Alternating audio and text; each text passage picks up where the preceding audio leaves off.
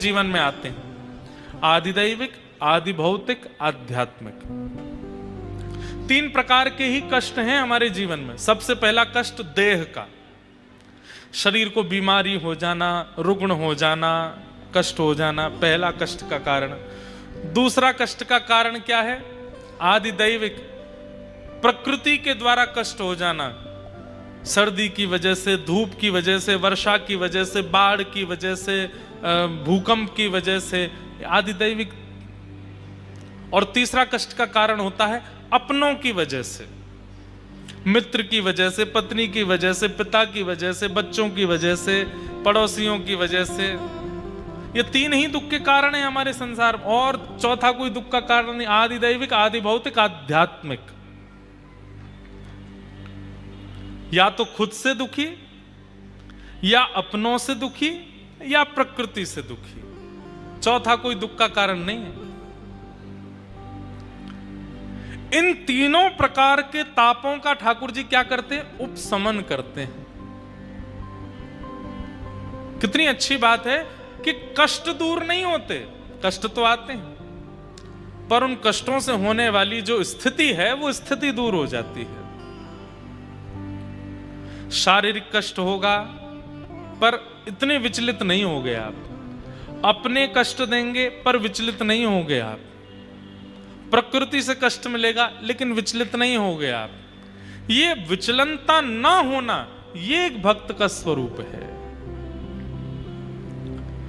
मीराबाई के जीवन में कष्ट नहीं था, आप ऐसा नहीं मान सकते, पर जीवन में आने वाले कष्टों पर मीराबाई दुखी नहीं होती थी, ये बात आप मान सकते हो।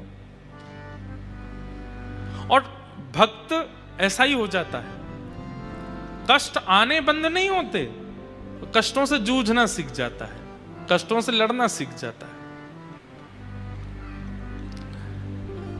गैर भक्ति पथिक कैसा होता है, उसको नमक का भी अंदाजा होता है। वो नमक अच्छा नहीं है तो भी भोजन नहीं करेगा, बिस्तर अच्छा नहीं है तो सोएगा नहीं, कपड़े ब्रांडेड नहीं है तो पहनेगा नहीं। ये गैर भक्ति पथिक का स्वरूप होता है। पर भक्ति मार्गी व्यक्ति कैसा हो जाता है? भोजन चाहे जैसा भी हो, तन को खिलाना है ताकि वो स्वस्थ रहे, वो पालेगा। व्यवस्था चाहे जैसी हो, वो बैठ जाएगा, मुझे बैठना है। वस्त्र चाहे जैसे भी हो, तन ढकना है, पहन लेगा, ऐसी स्थिति में आने लग जाएगा। ये भक्त का स्वरूप होता है। बुरा नहीं मानिएगा, पर कोई व्यक्ति अपने आप को भक्त कहता है, लेकिन इन सब स्थितियों में ना तो जीव को वशीकरण कर पाया, ना तन को वशीकृत कर पाया, ना अपनी मन बुद्धि को वशीकृत कर पाया, वो भक्त नहीं है। पहनना है तो यही पहनना है, खाना है तो ऐसा ही खाना है, रहना है तो ऐसे ही रहना है, ये भक्त का स्वरूप नहीं। वो तो हर स्थिति में प्रसन्न रहता है।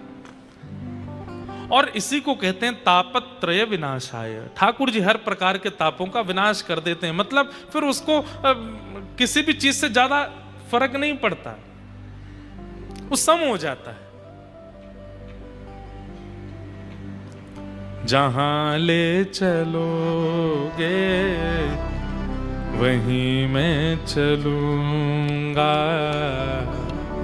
जहां ले चलोगे वहीं में। ये एक भक्त का स्वरूप है। वो ऐसा नहीं कहता कि मुझे 98% ही चाहिए, वो ऐसा नहीं कहता कि मुझे मुंबई में ही घर चाहिए, वो ऐसा नहीं कहता कि मुझे यूएस ही जाना है पढ़ने के लिए। वो कहता है कि नाथ, प्रयास मैं कर रहा हूं, प्रयास मैं करूंगा, पर मेरे लिए जो उचित हो वो आप दीजिएगा, और आप जो देंगे उसमें मैं कुछ किंतु परंतु नहीं करूंगा, मुझे सब स्वीकार है। ये एक भक्त का स्वरूप होता है। वो अपनी जिद थोपता नहीं है ठाकुर जी के आगे जाकर के। जहां नाथ रख दो